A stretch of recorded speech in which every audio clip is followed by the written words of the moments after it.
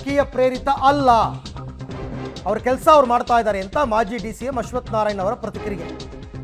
ರಾಜಕೀಯ ಪ್ರೇರಿತ ಹೆಂಗಾಗುತ್ತೆ?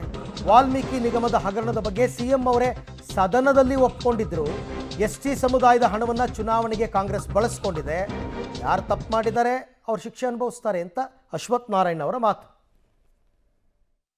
ಮಹರ್ಷಿ ವಾಲ್ಮೀಕಿ ಏನೊಂದು ಅಭಿವೃದ್ಧಿ ನಿಗಮದ ಒಂದು ಹಗರಣ ಅದು ಬಯಲಿಗೆ ಹೆಂಗೆ ಬಂತು?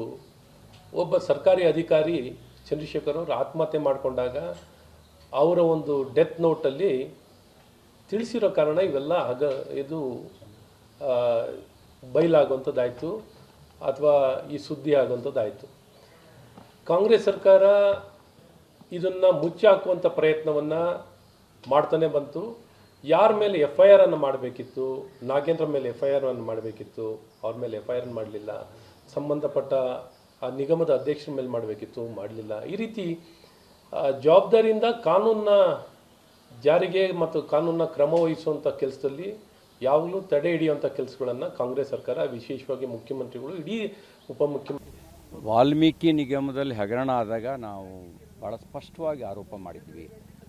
ವಾಲ್ಮೀಕಿ ನಿಗಮದಲ್ಲಿ ಅಕ್ರಮವಾಗಿ ಲೂಟಿ ಹೊಡೆದ 187 ಕೋಟಿ ರೂಪಾಯಿ ಹಣ ಒಡವೆ ಅಂಗಡಿಗೆ ಹೋಗಿದೆ, ಪೋರ್ಷೆ ಕಾರ್ ಶೋರೂಮಿಗೆ ಹೋಗಿದೆ, ಬಾರ್ಗಳಿಗೆ ಹಣ ಕೊಟ್ಟಿದ್ದಾರೆ.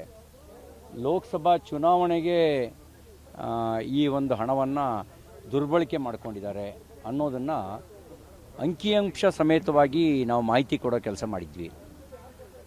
ED ದಾಳಿ ಮಾಡಿದೆ.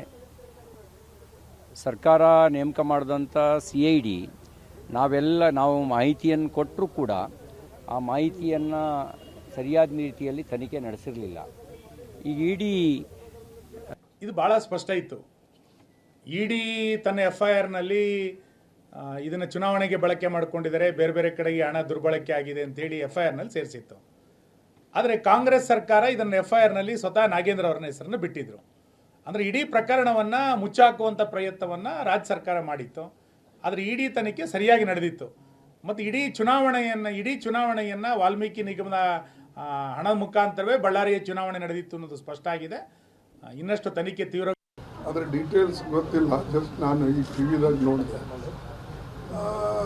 ನ್ಯಾಚುರಲಿ EDದವ್ರು ಮಾಡಿದಾರಂದರೆ ಅವರಿಗೆ ಕಾಂಗ್ರೆಸ್ ಪಾರ್ಟಿ ಮೇಲೆ ಮೊದಲಿಂದ ಸಿಟ್ಟಿದೆ ಮತ್ತು ಕಾಂಗ್ರೆಸ್ ಪಾರ್ಟಿಗೆ MLAಗಳಿಗೆ ಟಾರ್ಗೆಟ್ ಮಾಡ್ತಾರೆ ಅಂದರೆ ಅದರ ವಿಶೇಷವಾದಂಥ